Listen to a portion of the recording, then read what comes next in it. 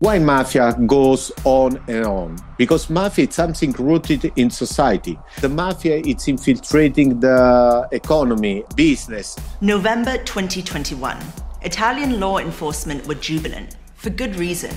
Over 100 arrests had been made across the country, targeting the Calabrian 'Ndrangheta, one of the most powerful mafia groups in the world, responsible for untold violence and worth tens of billions of dollars. Amongst the property seizures and dizzyingly large cocaine busts, a few strange details went under the radar. For one, how a batch of coke that had made its way from South America was stamped with a logo featuring an eye and a compass, the universally known symbol of Freemasonry. It wasn't a one-off.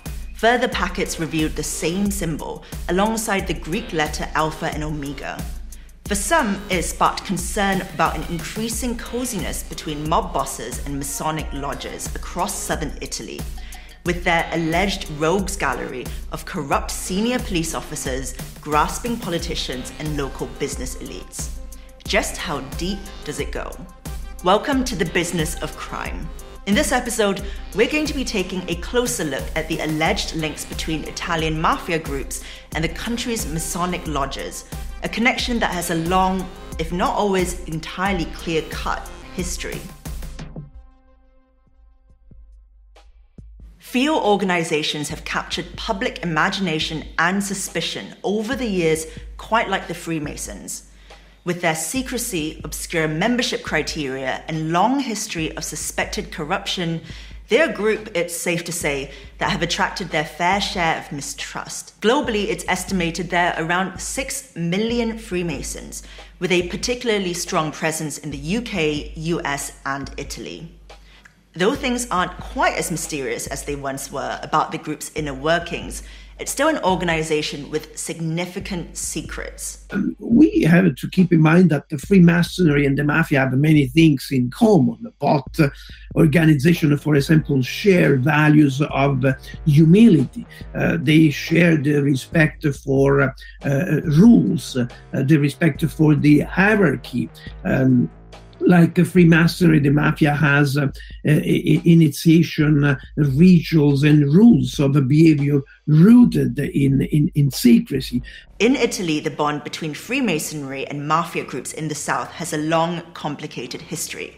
There are superficially shared values. Both were heavily repressed between the 1920s until the end of World War II as potential threats to the power of Mussolini's fascist state.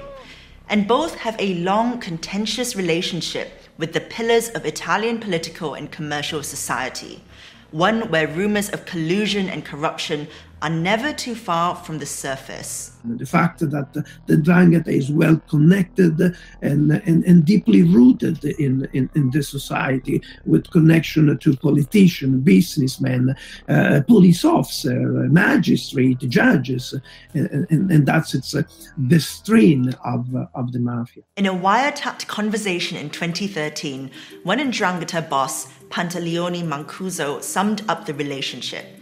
The 'Ndrangheta is no longer, he said. The Freemasons remain. In 2017, a series of police raids discovered 193 high-ranking members of the Sicilian Mafia and the Calabrian 'Ndrangheta to be members of lodges across the south. According to the work of dogged prosecutors and the testimony of mob turncoats, the secrecy of Masonic lodges provided the perfect place to conduct shady deals with figures from the business and political elite. Later, a series of local lodges in Calabria were dissolved after discovery of mobsters on their books. One case which has become infamous is that of Giovanni Zumbo. A well-respected Calabrian accountant, he had made a name for himself, managing properties seized from organized crime on behalf of the courts. But Zumbo was later convicted of mafia crimes after law enforcement discovered that he had been tipping off one notorious local boss about a looming arrest. We have this guy, an accountant, that goes to Pelle, one of the biggest godfather of 'Ndrangheta, while he was on the run. He goes there and tells to the man, there are the recordings of this, telling, be careful, they are going to arrest you, they are going to make a big operation a week before, and giving also the exact numbers of people that they are going to be arrested. When it's going to arrest himself. How could an accountant get inside information about a sensitive police operation? Turns out one of his fellow Masons was a senior police officer on the same force. This is, critics allege, how the relationship works. Lodges are a connecting bridge between organized crime and the state. In late 2021, Masons in Rome won a landmark case that they say poured cold water on years of persistent accusations. It started with Stefano Bisi, Grand Master of Italy's biggest lodge, the Grande Oriente Italia, which has over 23,000 members. In 2017, he labeled the sweeping investigation into mob Mason ties an anti-democratic witch hunt. After being slapped with a defamation lawsuit by the prosecution, the case was thrown out by a judge. In this case, for example, Bisi, that is the Gran Maestro della Grande Loggia d'Oriente in Italia, he expelled Pittelli immediately. And he said, you see, I cannot control everyone, but I did move him out as soon as I got to know the situation. What really hurt, Bisi said, was the blow to its reputational prestige, in that it prompted the United Grand Lodge of England to formally distance itself from the Grand Oriente. After all, he said, 193 cases from thousands of members hardly spelled a crisis, a spirited bad apple defense of the Italian Masonic fraternity. Giancarlo Pittelli was a defendant at last year's so-called mega trial of 355 'Ndrangheta suspects held in a former coal center in a dingy Calabrian industrial estate. I'm sure that this guy, this man, he is dangerous, in my opinion. He is this lawyer. At the moment he was arrested, it's still under investigation.